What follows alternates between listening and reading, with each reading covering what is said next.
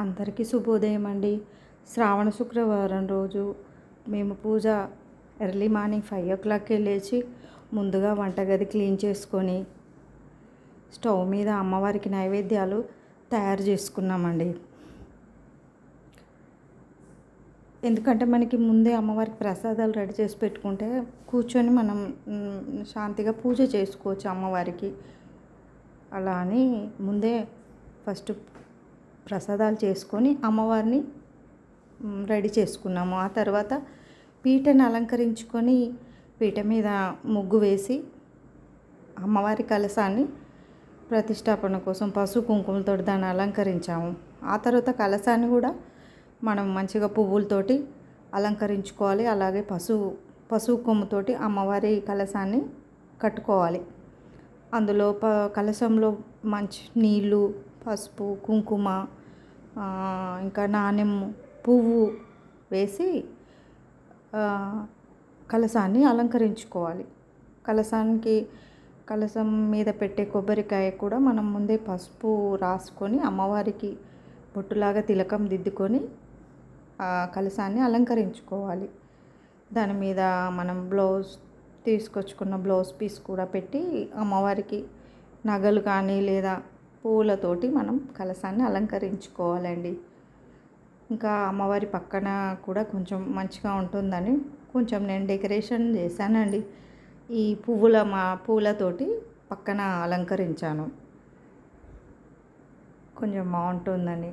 అలాగే మార్నింగే మా ఇంటి ముందు ముగ్గులు వేసుకున్నామండి.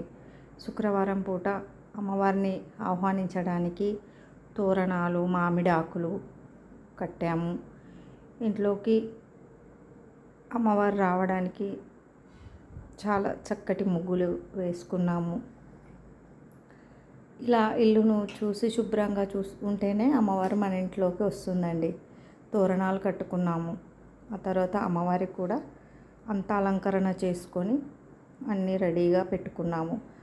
ఆ తర్వాత అమ్మవారికి పూజ చేసుకున్నాము. వరలక్ష్మి వ్రతం చేసుకొని నైవేద్యాలు సమర్పించుకొని అమ్మవారికి హారతి ఇచ్చామండి. ఆ తర్వాత అమ్మవారిని చక్కగా పూలతోటి నైవేద్యాలతోటి అలంకరించుకున్న తర్వాత సాయంత్రం ఇంటికి ముత్తైదుల కోసం ముందుగానే అన్ని ఏర్పాట్లు చేసుకున్నాను. గాజులు, వాళ్ళకి ఇచ్చే ప్రసాదాలు ఇవన్నీ కూడా నేను ముందుగానే రెడీ చేసుకున్నాను. ఎందుకంటే ఈవినింగ్ మనం పసుపు ముత్తైదులకు వాయినం ఇవ్వడానికి పిలుస్తాం కాబట్టి హడావుడి లేకుండా అన్నీ మనము కొంచెం ముందుగానే రెడీ పెట్టుకుంటే చాలా ఈజీగా ఉంటుందండి. రాగానే వాళ్ళకి పసుపు కుంకుమ ఇచ్చేసి గిఫ్ట్ బ్యాగ్ ఇచ్చేస్తే చాలా ఈజీగా అయిపోతుందని నేను ఇవన్నీ ముందే రెడీ చేసుకున్నానండి.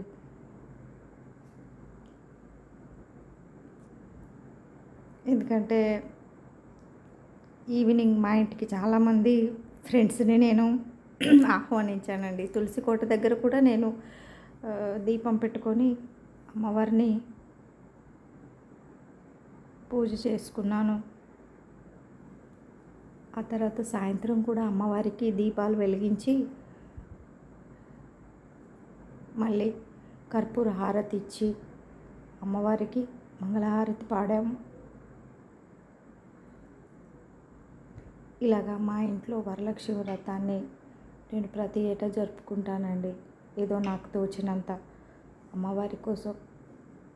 మా ఇంట్లో అమ్మవారు ముత్తైదు రూపంలో వచ్చి పసుపు కుంకుమలు ఇస్తాను. వాళ్ళకు కూడా కాళ్ళకి పసుపు పెట్టి కుంకుమలు పెట్టి గంధం పెట్టి మా స్తోమత ప్రకారం వాళ్ళకు వాయినం ఇస్తానండి. ఈ విధంగా వరలక్ష్మి వ్రతం ఆ రోజు చాలా బాగా జరుపుకున్నాను.